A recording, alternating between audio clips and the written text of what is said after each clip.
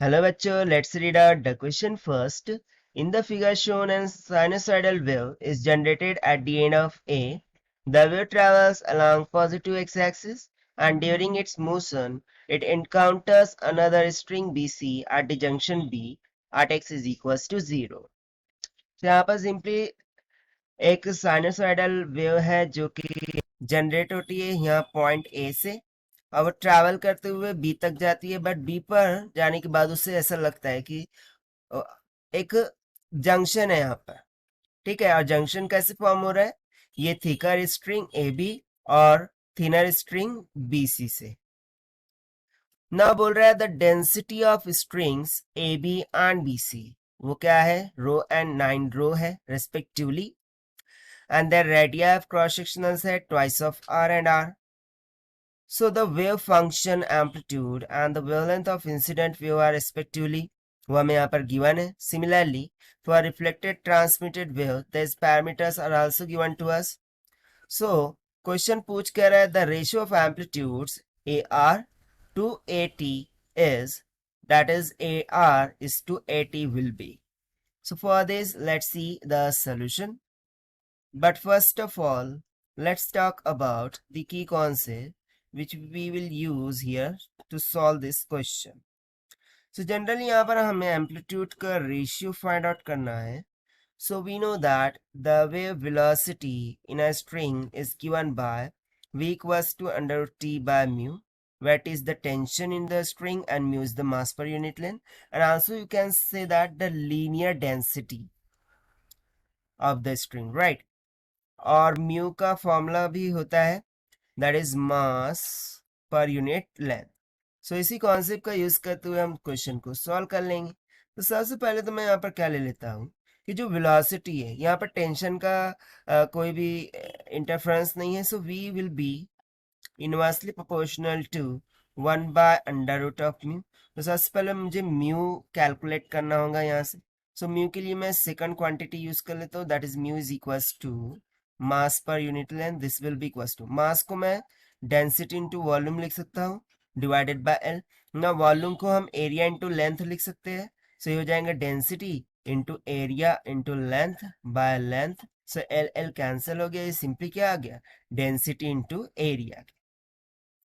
अब हमारे पास दो क्वांटिटीज है, एक तो रिफ्लेक्टेड रे और एक तो ट्रांसमिटेड रे. सो एक्चुअली ये होता क्या है कि देखिए ये एक इंसिडेंट रे है. After reaching to the junction, some part of ray will be transmitted and some part will be reflected back.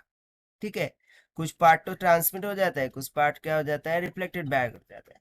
So generally यहाँ पर ये जो हमें दिख रही है वेव, ठीक है, सो इसका एम्पलीट्यूड हमें गिवन है ए आर, और ये ट्रांसमिटेड रे थी, इसका एम्पलीट्यूड गिवन है 80, और इन्हीं का रेशियोज हमें क्या करना है, फाइंड करना है. सो इसके रिस्पेक्ट में मैं सबसे पहले तो क्या करता हूँ, mu R by mu T, ये रेशियो फाइंड आउट कर लेता हूँ.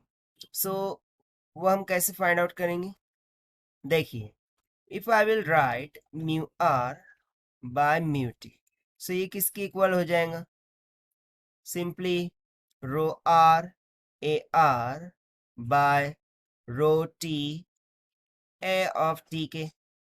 ठीक है, now see, don't be confused, this a is corresponding to area, okay, cross sectional area of the string, okay, and this is corresponding to the amplitude of string.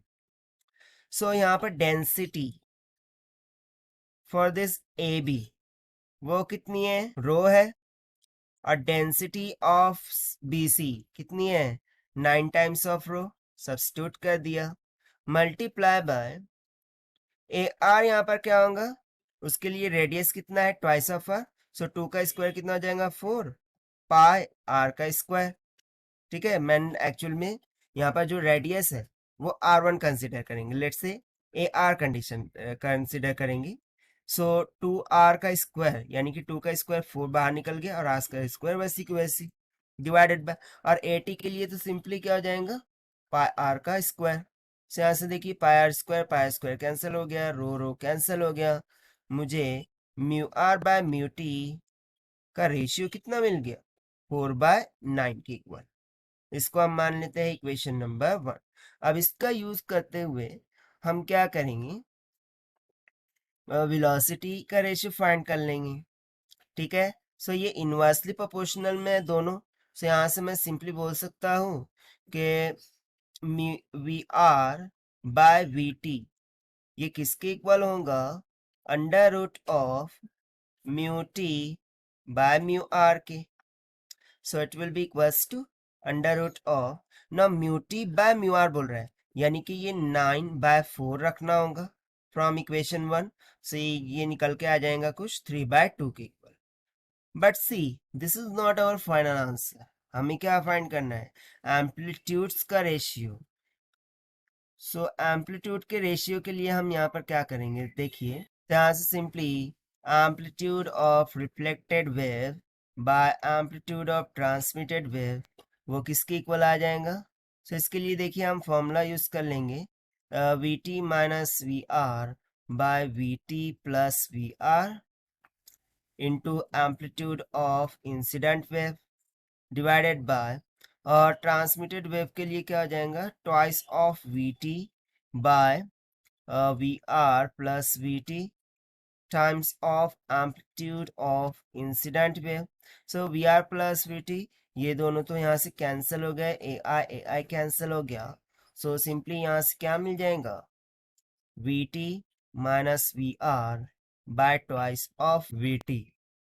तो यहाँ पर हम denominator separate कर देंगे, इसे हो जाएगा VT by 2VT minus of VR by twice of VT। VT cancel हो जाएगा, 1/2 माइनस 1/2 VR बाय VT। इसका रेशियो हमने ऑलरेडी कैलकुलेट करके रखा है, सो हो जाएगा 1/2 minus 1/2 into 3/2। See, we have already calculated ये। सो यहाँ से 2 2 4, सो ये कितना निकल के आ जाएगा, 1/4 की। तो सिंपली जो एम्पलीट्यूड का रेशियोज है for the reflected and transmitted wave वो कितना निकल के आ गया, 1/4 के। और यही हमसे पूछा गया था to find out, and this we have found by using the simple concept of wave velocity in a string. Now let us take the option. So option B will become correct here. So this is the required solution. I hope you understood well. Best of luck. Thank you.